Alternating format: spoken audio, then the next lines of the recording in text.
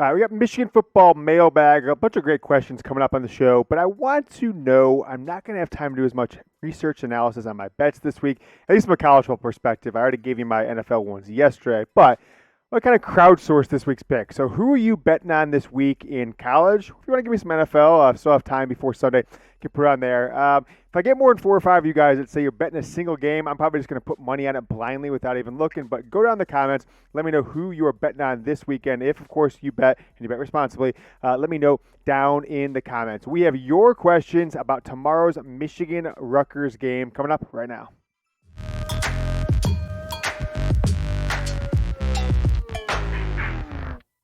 We are presented by BetQL. Go to chatsports.com/MichiganQL. Beat the books. Get a subscription with BetQL and get 25% off it using our promo code CHATMichigan. Chatsports.com/MichiganQL. All right, questions galore coming in from you, the Michigan Football Report YouTube audience.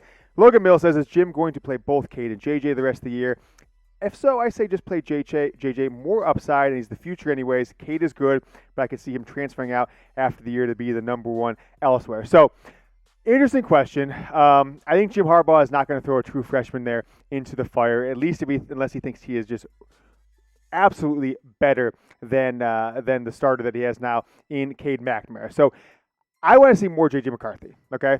I do. I want Michigan to give him a chance to throw the ball when the game is potentially on the line. And people said, this question coming from Logan talked about, Cade transferring out. I don't think Cade's going to transfer out, but I've also heard people say this, that, if J.J. McCarthy isn't started by the end of the year, he's going to transfer because he's just going to go to some school and start next year. Not happening. That will not happening. J.J. McCarthy isn't transferring. So the question here was more focused on, I guess, Cade McNamara transferring. He's got 3 years of eligibility still after this year because of last year's COVID-19 year. Didn't count against his eligibility. But there's no rush to start Cade McNamara or start J.J. McCarthy just because you think, he's going to start looking around. He's going to transfer after this year. Look, he committed to Michigan as a sophomore year in high school, right? Now he's a freshman in college. This spring, it'll be 3 years since he committed. There's no way he's not going to give Michigan at least 2 years of bench time, I think, probably, before he would even consider transferring out. So if after next year, the 2022 season, if he's still at the starter going into 2023,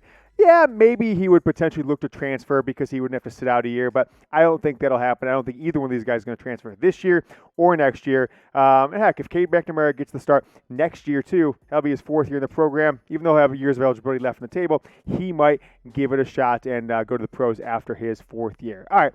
We haven't talked about this in a while, but we do have a pretty robust Facebook page for this show. Certainly more followers than the YouTube channel is, and that's to be expected. More people probably use Facebook on a daily, weekly, 10 times a day basis. So I want to bring this back to the fold.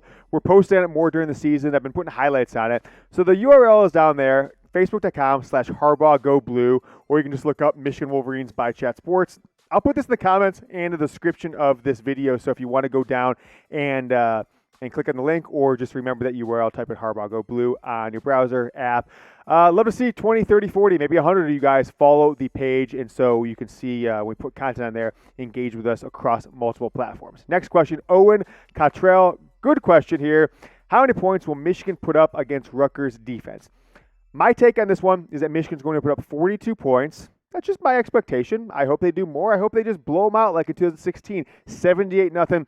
Part 2, but Greg Schiano is a much better coach than they've had in between his stints as a head coach at Rutgers. So I doubt it's a wild blowout like it's been several times with Rutgers and Michigan under Jim Harbaugh. But I'm going to leave it up to you guys. Answer this question. How many points will Michigan score versus Rutgers? Let me know what you think this Wolverine squad is going to put up on Saturday. Homecoming Saturday in Ann Arbor. The weather is going to be in the mid-60s. And I actually heard somebody say a little bit of rain. I haven't looked that close to the forecast. I just looked at the temperature. So I hope it doesn't rain. But let me know how many points you think Michigan will score versus Rutgers on Saturday. BetQL is our presenting sponsor. Chatsports.com/MichiganQL. It's a website. It's an app, and it basically takes all the data, crunches the numbers algorithmically, and gives you probabilities on which team will or won't cover the spread, over, under, money line bets, and you can get 25% off using promo code ChatMichigan. chatsports.com/MichiganQL. Stick with us towards the end of the video. Right before we end the video, I'm going to talk about a great promo they've got, and then I'll wet the beak a little bit. I'll give you a few five-star bets across college and NFL for free. But if you want to have them yourself every single week, chatsports.com/MichiganQL. Use that promo code ChatMichigan for 25% off.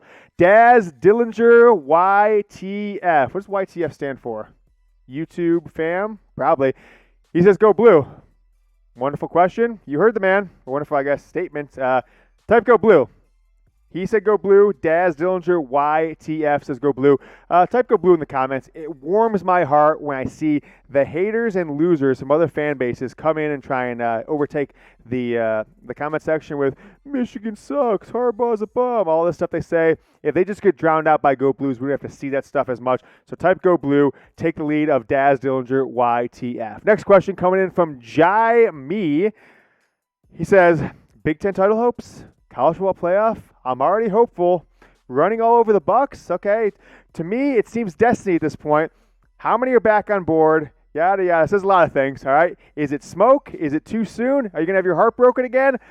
Whew. Do I need to bring back the blue Kool-Aid meter? Because before we even looked at this question, before we put this as a show, it was suggested you Michigan fans are just drinking that blue Kool-Aid. It's just pouring down your lips. It's all over the front of your shirt, you slobs, and you're just going to have your heart broken once again.